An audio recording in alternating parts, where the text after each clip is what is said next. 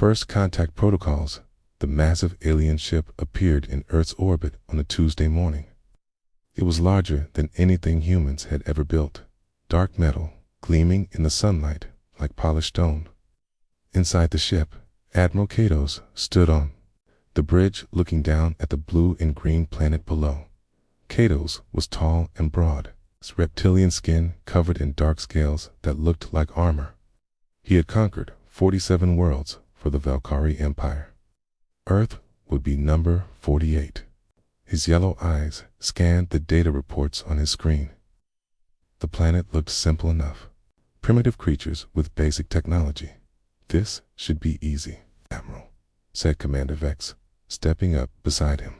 Scales was younger than Katos, his scales still bright green instead of the dark color that came with age. Our scouts report. The inhabitants called themselves humans. Tave, simple weapons, and scattered governments. The invasion should take no more than 3 days. Katos nodded slowly. 3 days seemed right. Maybe less. The humans had basic spaceflight and nuclear weapons, but nothing that could threaten a Valkyrie dreadnought. He was already thinking about his report to High Command when his communications officer spoke up. Admiral, we are receiving a transmission from the planet. Put it through, Katos said. He expected demands for surrender or threats of retaliation. All primitive species did the same thing when faced with Valkyrie superiority. Instead, calm human voice filled the bridge. Hello there, this is Captain Lee Dong-yoon of the Korean Space Defense Force. Welcome to Earth. Would you like some coffee? Katos blinked his large yellow eyes. Coffee. He looked at Vex, who looked just as confused. The bridge fell silent, except for the quiet hum of ship systems. What is coffee? Vex whispered. Tea? Not no. Katos replied quietly. He turned to his communications officer, asked the translation computer. The computer worked for several seconds before responding. Coffee appears to be a liquid consumed by humans for pleasure and stimulation. Made from ground seeds of a plant, Katos had conquered worlds filled with warriors who fought to the death. He had faced species that breathed fire and others that could survive in space without suits. But no one had ever offered him a drink before. He was not sure what to do. Down on Earth, Captain Dong-yoon sat in his command center, watching the alien ship through telescopes. He was a calm man in his 40s, with short black hair and steady hands, while other world leaders were panicking and preparing for war. Dong-yoon was thinking. Sir, said Lieutenant Park Minji, his communications officer. They have not responded to our message. Should we try again? Give them time, Dong-yoon said. First contact is probably confusing for them too. Minji was young and nervous. Sir, what if they are here to attack us? Should we not be preparing our defenses? Dong-yoon smiled. If they wanted to attack us, they would have done it already. That ship could destroy our entire fleet without effort. The fact that they are just sitting there means they want to talk. But why offer them coffee, sir? 'Cause, Dong-yoon said, everyone is nicer after a good cup of coffee. Back on the Valkyrie ship, Admiral Katos was still staring at the communication panel. 47 conquests. No species had ever welcomed him to their world. They usually shot at him first and asked questions later. Admiral Vex said carefully, this could be some kind of trap. A primitive attempt at deception. Possibly, Katos agreed. But his curiosity was stronger than his caution. Tell them we accept their offer, but we will meet at a neutral location. Within 6 hours, both sides had built a small space station at a point halfway between Earth and the Moon. It was barely more than a room with air and artificial gravity. But it was enough for a meeting. Dong-yoon arrived first, carrying only a simple briefcase. He wore his military uniform, but no weapons. When the Valkyrie shuttle docked, he was brewing coffee in a small machine he had brought. Admiral Katos entered the station wearing full ceremonial armor, followed by 2 guards. He was expecting to meet a primitive creature, perhaps covered in fur or slime, like some species he had encountered. Instead, he found a being that looked almost familiar. 2 arms, 2 legs, standing upright. The main differences were the soft skin instead of scales and the strange hair on the top of the head. Admiral Katos, Dong-Yun said, with a slight bow. Thank you for accepting our invitation. Please, sit. The smell of brewing coffee filled the small space. Katos had to admit it was pleasant, though he could not identify why. He took the offered seat carefully, his large frame making the human furniture creak. I have brought information about our world as a welcome gift, Dong-Yun continued, opening his briefcase. Inside were packets of coffee beans, a simple brewing kit, and a data pad containing detailed information about Earth's military capabilities. Katos stared at the contents. The human was giving him intelligence about their own defenses. This was either supreme confidence or supreme stupidity. Why are you showing me this? Katos asked. Because, Dong-Yun said, pouring coffee into 2 cups. Hiding information just makes everyone nervous. We figure if you know what we can do, and we know what you can do, we can have an honest conversation. He offered Katos a cup. The liquid was dark and steaming. Katos sniffed it cautiously, then took a small sip. The taste was bitter, but somehow pleasant. It made him feel more alert. This is ... good, Katos admitted. I am glad you like it. Now, tell me about your empire. It must be impressive to build ships like yours. For the next hour, Katos found himself talking about Valkyrie history, their technology, their methods of conquest. The human listened with genuine interest, asking intelligent questions and making thoughtful comments. It was the strangest military briefing of Katos's career. Expansion across the galaxy must be exhausting, Dong-Yun said eventually. 47 worlds to manage, armies to maintain, local populations to control. Have you ever considered vacation planets instead of conquest? Katos nearly choked on his coffee. Vacation planets? Sure, beautiful worlds where your people could relax and enjoy themselves. Tourism instead of imperialism. It's much less paperwork, I would imagine. As the meeting ended and they prepared to return to their ships, Katos realized something strange had happened. For the first time in decades, he had enjoyed talking to someone from a world he was supposed to conquer. The human had been respectful, but not afraid, curious, but not aggressive. Captain Dong-Yun, Katos said, as they shook hands in the human custom he had just learned. This has been unexpected. The best conversations usually are. Admiral, same. Time tomorrow. As Katos returned to his ship, he found himself looking forward to the next meeting. He was also wondering if vacation planets might actually be a good idea. These humans had very strange ways of thinking, but perhaps that was not entirely a bad thing. The Art of War and Friendship 3 days after the first meeting. The Valkyrie built a forward base on the moon. Admiral Katos told his commanders it was for invasion planning.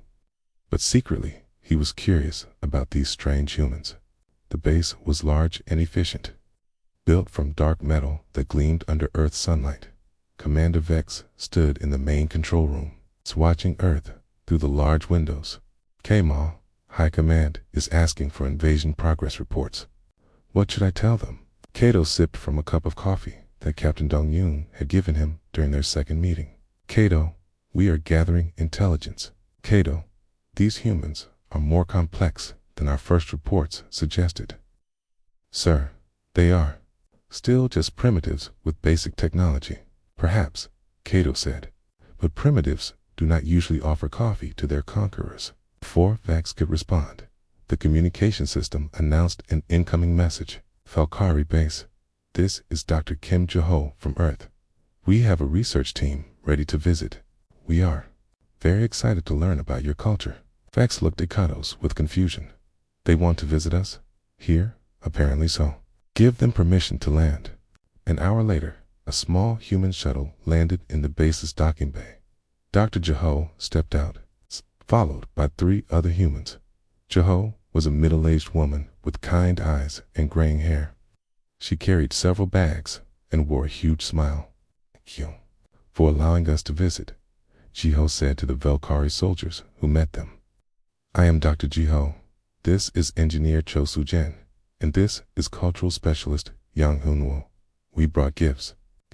Private Sex, a young Valkyrie soldier, watched as the humans unpacked their bags.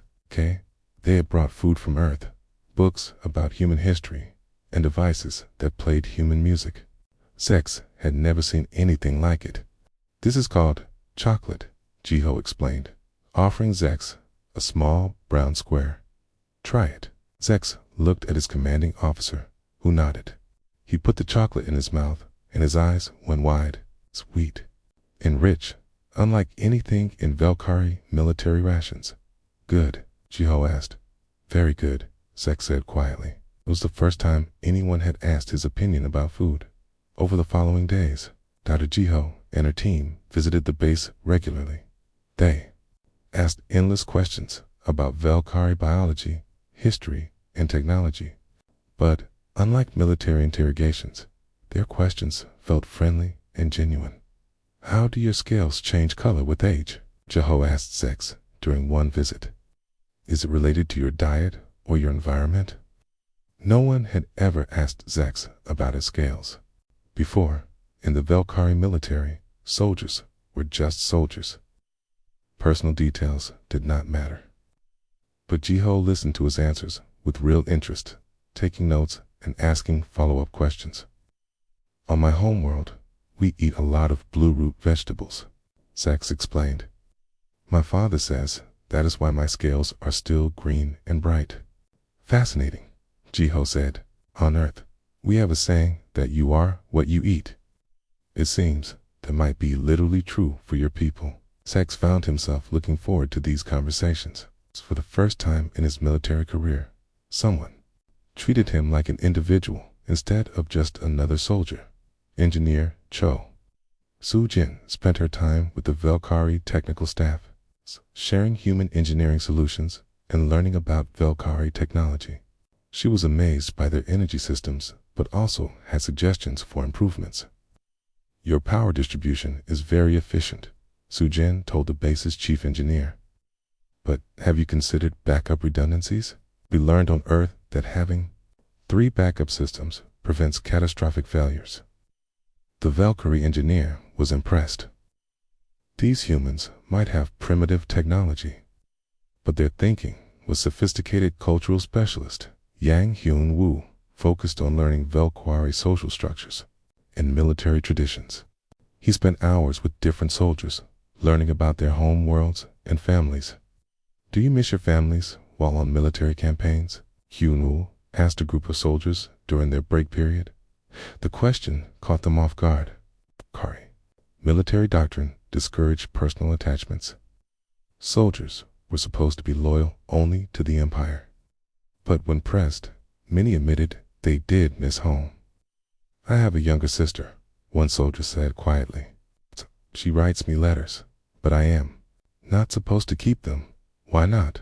Hyun asked. "Personal attachments make soldiers weak," the soldier recited from military training. "On Earth, we believe personal attachments make soldiers stronger. They give you something worth fighting for." These conversations began to spread throughout. The base soldiers started talking about things they had never discussed before. Home, family, dreams beyond military service. Commander Vex noticed the changes first. Soldiers were trading their military rations for human food. They were learning Earth languages during off-duty hours. Smat even requested permission to visit Earth's surface for cultural research.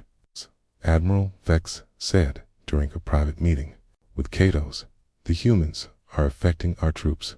Discipline is becoming ... flexible. Flexible. How?" Yesterday, Private Zex spent 2 hours teaching Dr. Jeho how to properly maintain a plasma rifle. When I asked why, he said she seemed interested. This morning, 3 soldiers asked if they could learn to play human music. Kitos nodded thoughtfully. He had noticed the changes too. His soldiers seemed happier, more relaxed. They worked just as efficiently, but with less tension. Are they still following orders? Yes, sir, but they are asking more questions. Yesterday, Sergeant Talos asked why we need to invade Earth when we could just trade with them instead. Before Katos could respond, an urgent message arrived from Valkyrie High Command. General Thane was coming with reinforcements. The message was clear. The Earth operation was taking too long.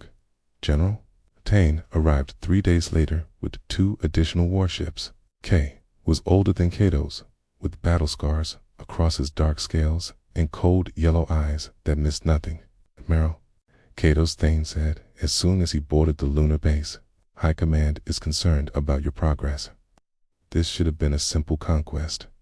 The situation is more complex than initial reports suggested. General. Complex how? They are primitives with primitive weapons. Katos gestured toward the main corridor, where Private Zex was showing Dr. Jiho how Valkyrie weapons worked, while she explained human safety protocols. Both were laughing at something. See for yourself, Kato said. General Thane watched the interaction with growing displeasure. Your soldiers are fraternizing with the enemy. Are they enemies, General? T brought us gifts and asked to learn about our culture.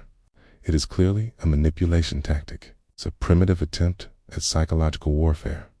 That evening, General Thane confronted Dr. Jiho directly during one of her visits. Human, what is your real purpose here? What are you trying to accomplish? Jiho looked genuinely confused. We're trying to learn about your people, General. We find you fascinating. Fascinating how? We are your conquerors. Are you? You have been here for 2 weeks and have not conquered anything. Mostly, you have been drinking coffee and answering our questions about Valkyrie history. General Thane had no response to that. It was exactly what had been happening. The crisis came to a head when Private Zex saved Dr. Jiho's life during a laboratory accident. Valkyrie energy cell had malfunctioned, threatening to explode. Zex abandoned his post to carry Jiho to safety, risking court-martial for leaving his assigned position, as Zex helped Jiho to the medical bay. She squeezed his arm gratefully. Thank you, Zex. You are a good friend. Zex had never been called that before. General Thane witnessed the entire incident. That night, he ordered immediate invasion preparations. The time for games was over, but as he gave his orders, Thane noticed something troubling. His soldiers were hesitating. They looked uncomfortable. Some were even exchanging worried glances. For the first time in his military career, General Thane wondered if his soldiers would actually follow his commands to attack. The humans had done something impossible. Without weapons or threats, they had begun to colonize the Valkyrie military through simple friendship, and it was working.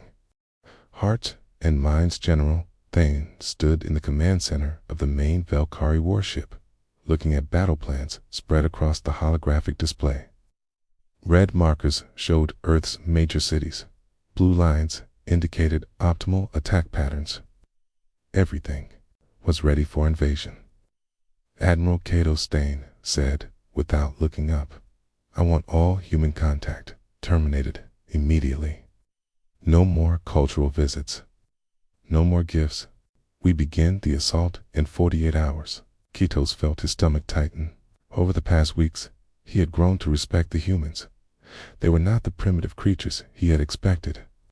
General, perhaps we should consider other options. Humans might be valuable allies instead of conquered subjects. Thane's yellow eyes fixed on Kitos coldly. Admiral, you have been contaminated by their influence. I am taking direct command of this operation. Down on Earth, Colonel Nam Taiwan sat in a secure military facility, reviewing intelligence reports from Dr. Jiho's team. The reports were encouraging, but alarming. The humans were successfully building relationships with Valkyrie soldiers. But General Thane's arrival had changed everything, sir, said his aide. Lieutenant Kim Sara. We have received word that the Velquari have stopped all cultural visits. General Thane has ordered invasion preparations. Taiwan nodded grimly. He had expected this. Activate Operation Friendship, Phase 2. Sir, that plan is extremely dangerous. We would be sending our people directly into the enemy command structure. Sometimes the most dangerous plans are the most effective ones. Lieutenant, Operation Friendship Phase 2 was unlike any military strategy in human history. Instead of preparing for war, Earth would continue their cultural invasion of the Valkyrie military, but this time they would go directly to the source. Sergeant Lee Borum volunteered for the most dangerous mission. She was a logistics specialist with 15 years of military experience and a talent for making friends with anyone. Her job was to join the Valkyrie command staff as a cultural advisor. Your mission, Colonel Taiwan explained to Borum before her departure, is officially to help the Valkyrie understand human surrender terms.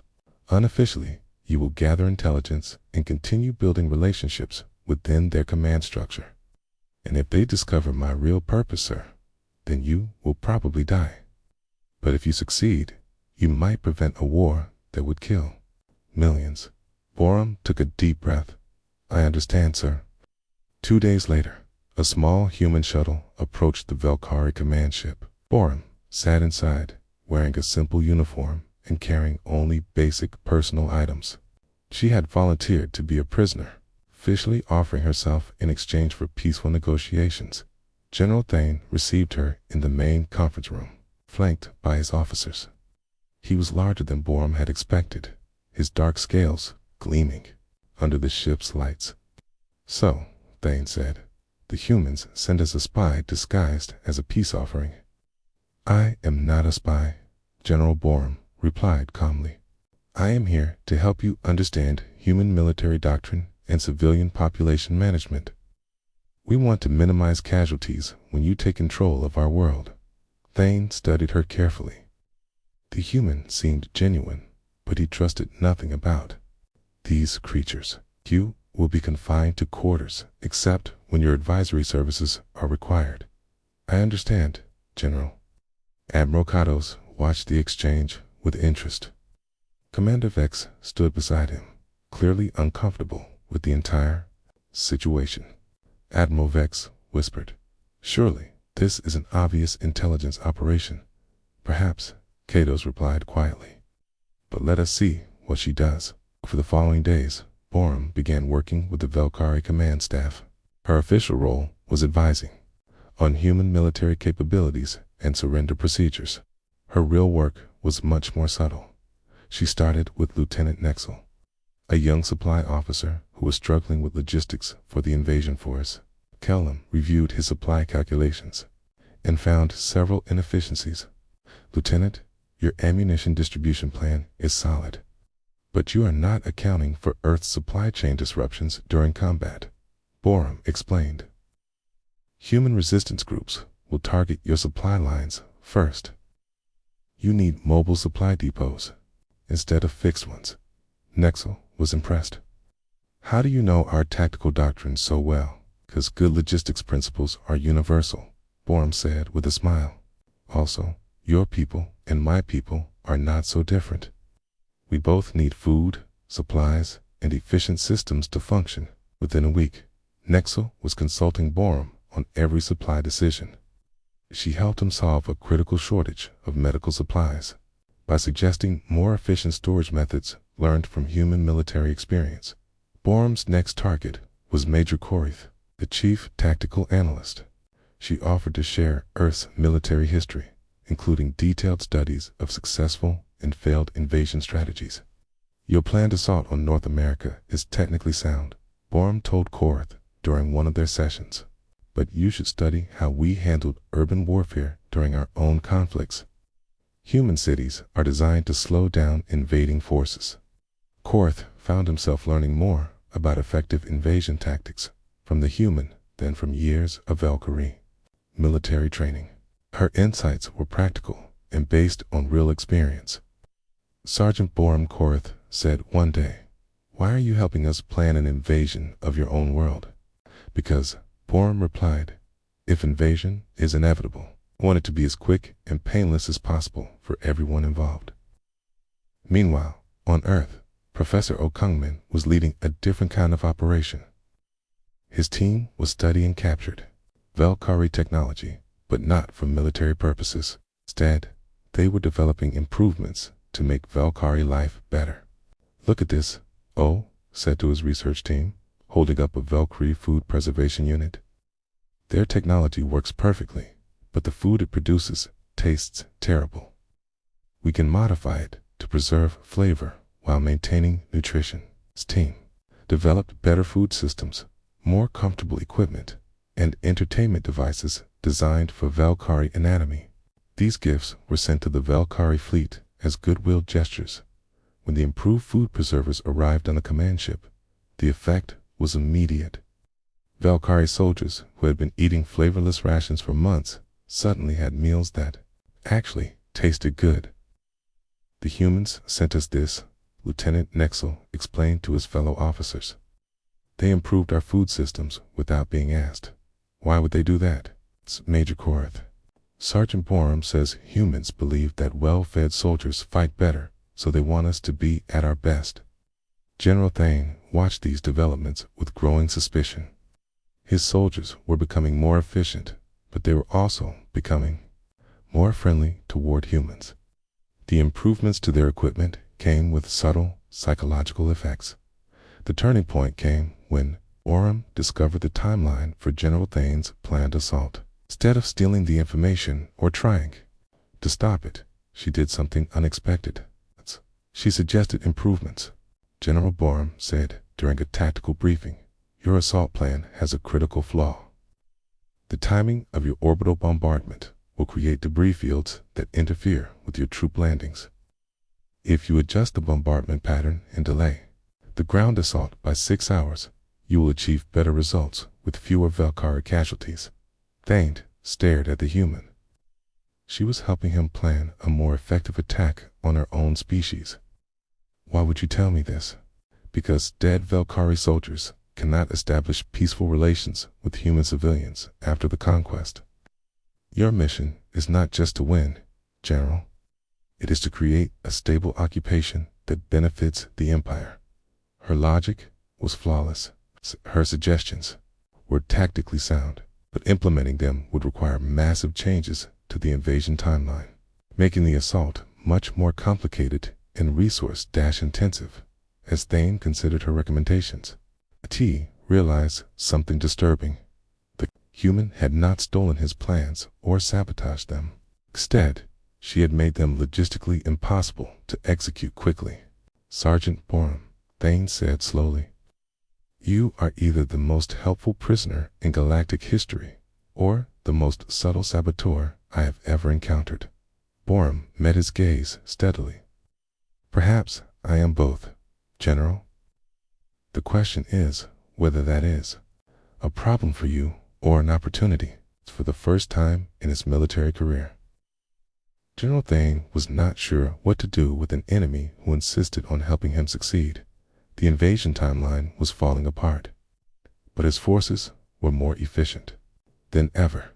His soldiers were happy and well-fed, but they were also developing personal loyalties to individual humans. Most disturbing of all, was beginning to respect Sergeant Borum's tactical insights more than his own officers' advice. The humans were colonizing his command structure, one relationship at a time, and he was not sure how to stop them without destroying the effectiveness of his own forces. Operation Friendship was working exactly as planned. When conquerors become converts, the Velkari command ship was in chaos, though not the kind General Thane had expected. His invasion timeline had stretched from 3 days to 3 weeks, then 2 months. Every tactical improvement suggested by Sergeant Borum made the operation more effective, but also more complex. General Major Korath reported during the morning briefing. The improved bombardment pattern requires repositioning our entire fleet. The new supply lines need 14 additional support ships, and the modified troop deployment will take 6 months to implement properly. Thane's claws scraped against the metal table. 6 months. High Command expects a conquest report, not a construction project. Sir Korath continued carefully. Perhaps we should consider Sergeant Borum's latest suggestion about diplomatic integration instead of military occupation. Absolutely not. Stang snapped. But privately, he was beginning to wonder if the human was right. Every military solution seemed to create bigger problems. Meanwhile, Major Kim Yuna had arrived from Earth as part of a prisoner exchange program. Officially, she was trading herself for captured Valkyrie scouts. Unofficially, she was expanding Earth's cultural infiltration to target the Valkyrie honor system. Yuna was assigned to work with Commander Vex, who was struggling with a crisis of loyalty. Half his soldiers wanted to complete the invasion as ordered. The other half had developed personal friendships with humans and were reluctant to attack. Commander Yuna said during one of their discussions, "Can I ask you about Valkyrie concepts of honor?" Vex straightened with pride. "Honor is the foundation of Valkyrie society.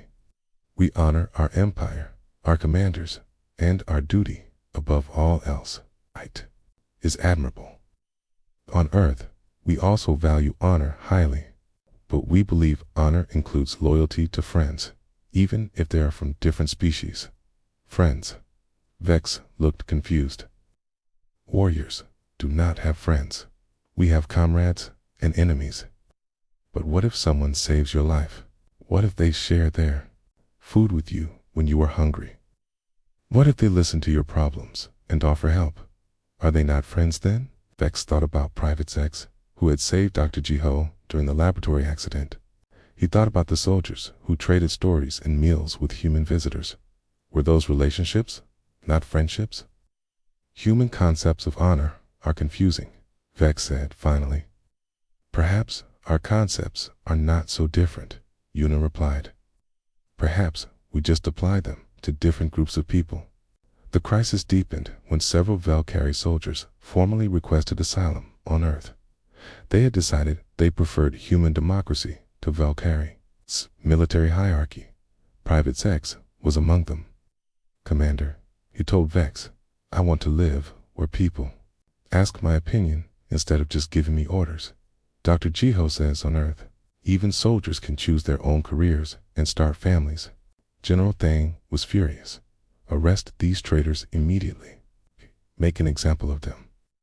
But when Vex gave the arrest order, something unprecedented happened.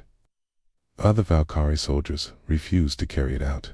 So Sergeant Thalos said, "Private Zex saved a human life, according to our own honor code that makes him a hero, not a traitor. He abandoned his post to protect an innocent person. That is the highest form of honor." Vex found himself caught between his orders and his own sense of right and wrong.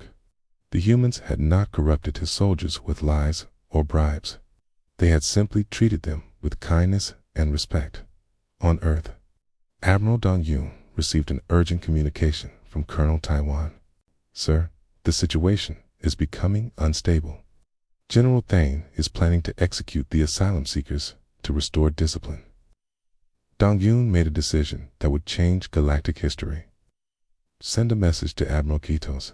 Tell him Earth is prepared to offer the Valkyrie Empire membership in our Federation of Independent Worlds." "Sir, we do not have a Federation of Independent Worlds." "We will by the time they respond," Dong Yun said calmly. "Sometimes you have to build the bridge while you are walking across it." The message reached the Valkyrie fleet just as tensions were reaching a breaking point. Admiral Katos read it twice, then called an emergency meeting with his senior staff. "Humans are offering us membership in their federation instead of conquest," Katos announced. "It is obviously a trick," General Thane said immediately. "Sit," Commander Vex asked. "They have had opportunities to trick us before, but instead they gave us better food, improved our equipment, helped us solve tactical problems. They are manipulating us, are they? Or are they simply treating us the way they would want to be treated?" The argument that followed revealed the deep divide in Valkyrie command. Thane represented the old way of thinking, conquest, dominance, and rigid hierarchy. Ketos and Vex represented something new, cooperation, mutual benefit, respect for individual choice. The crisis exploded when Admiral Rex arrived with orders from Valkyrie High Command. Rex was known throughout the Empire as the Iron Admiral, a commander who had never lost a battle or shown mercy to enemies. Admiral Kato's Rex announced as soon as he boarded the command ship, "You are relieved of duty for failure to complete your mission.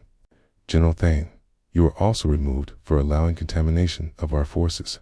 Rex's first order was brutal and simple. All soldiers who have been contaminated by human contact will be executed. We will purge this infection and complete the conquest properly. The order sent shockwaves through the fleet. Contaminated soldiers included nearly 60% of the invasion force. Rex was planning to execute thousands of Valkyrie for the crime of becoming friends with humans. Admiral Kataz stood up slowly. "Admiral Rex, I cannot allow you to execute soldiers for following their conscience." "You cannot allow." Rex's voice was deadly quiet. "You have no authority here, Katos." "Katos, then I am no longer part of this fleet." Commander Vex stepped forward. "Neither am I." One by one, other officers joined him. Major Korath, Lieutenant Nexel, even some of Thane's loyal staff. General Thane found himself facing an impossible choice: support Rex's brutal purge, or protect soldiers who had served loyally but developed human friendships. Sergeant Borum watched the confrontation from her position near the back of the room. This was the moment when everything would be decided. Would the Valkyrie choose the old way of fear and domination, or would they choose something new? Thane Borum said quietly, "What does Valkyrie honor say about protecting those under your command?" Thane looked at the human who had become his most trusted advisor despite being his enemy. He looked at Admiral Rex, who represented everything Thane had once believed in. He looked at his own soldiers, who were waiting to see if their general would defend them or sacrifice them. "Admiral Rex," Thane said finally, "I challenge your authority under Article 7 of Valkyrie Military Code. These soldiers have not betrayed the Empire. They have discovered that there are better ways to serve it." Rex stared at him in disbelief. "You would challenge me? Akimas? I would challenge anyone who threatens soldiers under my protection," Thane replied. "That is what honor means." Command room fell silent. In Valkyrie tradition, a challenge to authority could only be settled through single combat or by vote of the senior staff. "Very well," Rex said coldly. "Single combat it is." The two generals prepared to fight for the soul of the Valkyrie fleet. Sergeant Borum realized that humanity had accomplished something remarkable. They had not conquered the Valkyrie through force or deception. They had inspired them to become better than they were. The battle that would follow would determine whether that inspiration could survive against the old ways of thinking. But either way, the Valkyrie Empire would never be the same. The humans had planted seeds of change that were now growing beyond anyone's control. Colonizing the colonizers, the combat arena was the largest room on the Valkyrie command ship.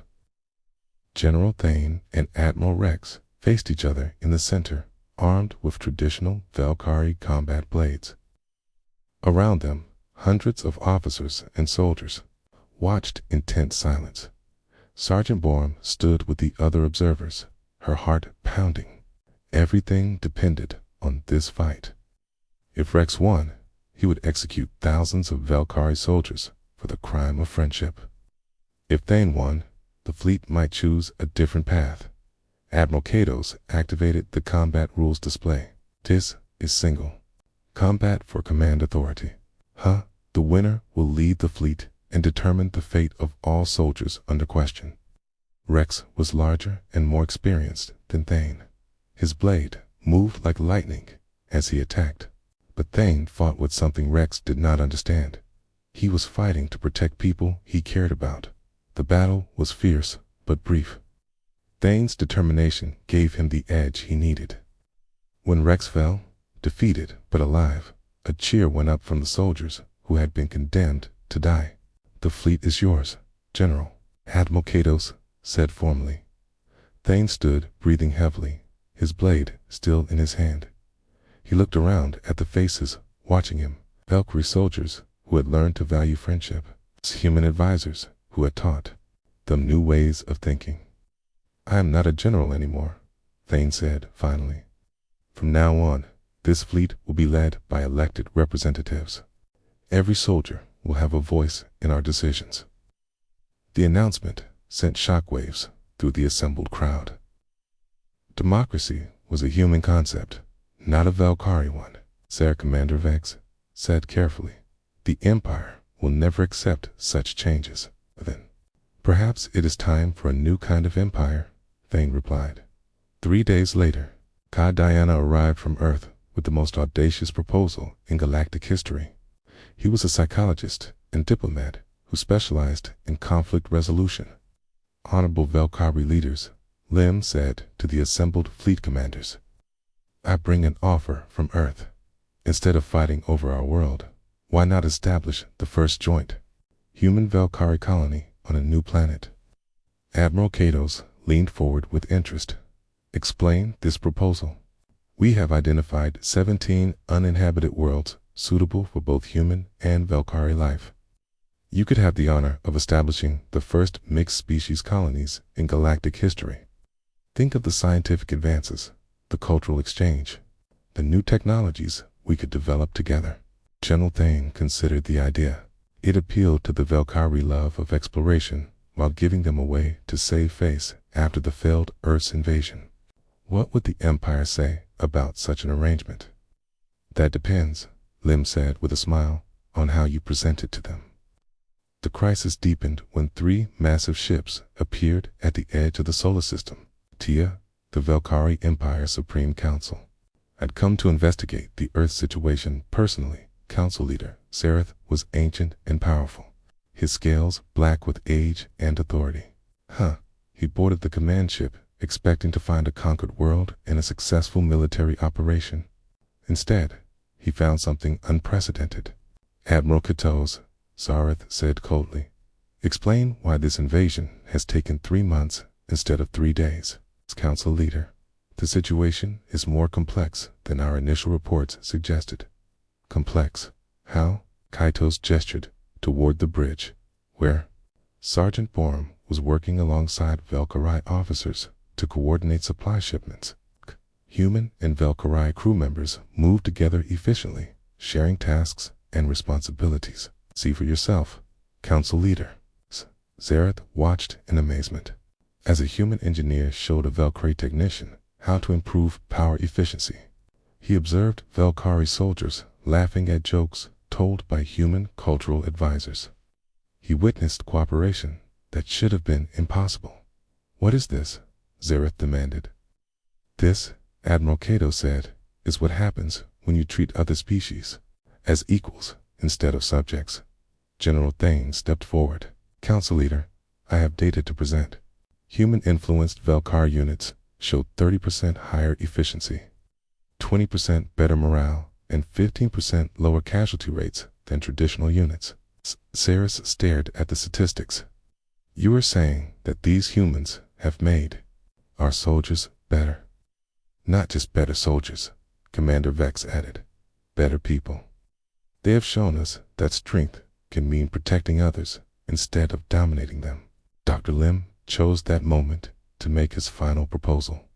Council leader Zareth Earth formally requests admission to the Valkyrie Empire as an autonomous cultural advisory province. The room fell silent. Zareth blinked his large yellow eyes. "You want to join the empire that came to conquer you?" "We want to help you build a better empire," Lim explained. "One based on cooperation instead of conquest. We believe your people and our people together could achieve remarkable things." Zareth looked around the room. Valkyrie officers were nodding in agreement. K's soldiers who had spent months with humans were showing obvious approval. Even the hardliners seemed interested in the possibility. And what would your role be in this arrangement? We would help reform other Velkari military units using the same methods that worked here. We would share our technologies and cultural practices. In return, you would share yours with us. Privazex, now promoted to sergeant for his heroic actions, spoke up from the back of the room. Council leader, the humans have shown us that there are better ways to live. They have given us friendship, better food, and hope for the future. Why would we not want more of that? Zareth was quiet. For a long time, calmly, he spoke. In 800 years of imperial expansion, no species has ever requested to join us. They have all fought or surrendered, but none have asked to become partners. Perhaps, Admiral Dongyu said, entering the room with a small delegation. From Earth, it is time for something new. Dong Yun had arrived for the final negotiations. He carried a briefcase containing formal documents establishing the Terran Velkari Cultural Exchange Authority and detailed plans for joint colonies. Admiral Dong Yun Zareth said, "Your species has accomplished something remarkable. Convinced a Velkari invasion fleet to abandon conquest in favor of cooperation." "We did not convince anyone of anything," Dong Yun replied. "We simply showed your people the same courtesy and respect that we would want for ourselves. Everything else was their choice." The formal ceremonies took place a week later. Earth was officially admitted to the Velkari Empire as the first autonomous cultural advisory province. The failed invasion fleet became the first joint human Velkari exploration force. Admiral Katos and Admiral Dong Yun stood together on the bridge of their new joint command ship, reviewing star charts for their first mission to establish mixed colonies. Admiral Dong Yun Kato said, "I've been thinking about something you said during our first meeting." "What was that?" "You said vacation planets might be better than conquest." "I think you were right." Dong Yun smiled and poured 2 cups of coffee from the machine that now had a permanent place on every ship in the fleet. "You know, Admiral, I think this is the beginning of a beautiful friendship." They planned their first joint mission to the stars. Both admirals realized that humanity had achieved the impossible. They had colonized their would-be colonizers not through force or deception, but through simple kindness and respect. The Velkari Empire would never be the same, and neither would the galaxy. In the end, the greatest weapon had not been technology or military might. It had been the uniquely human ability to see potential friends in everyone they met, even alien invaders who had come to conquer their world. Coffee, it turned out, really did make everything better.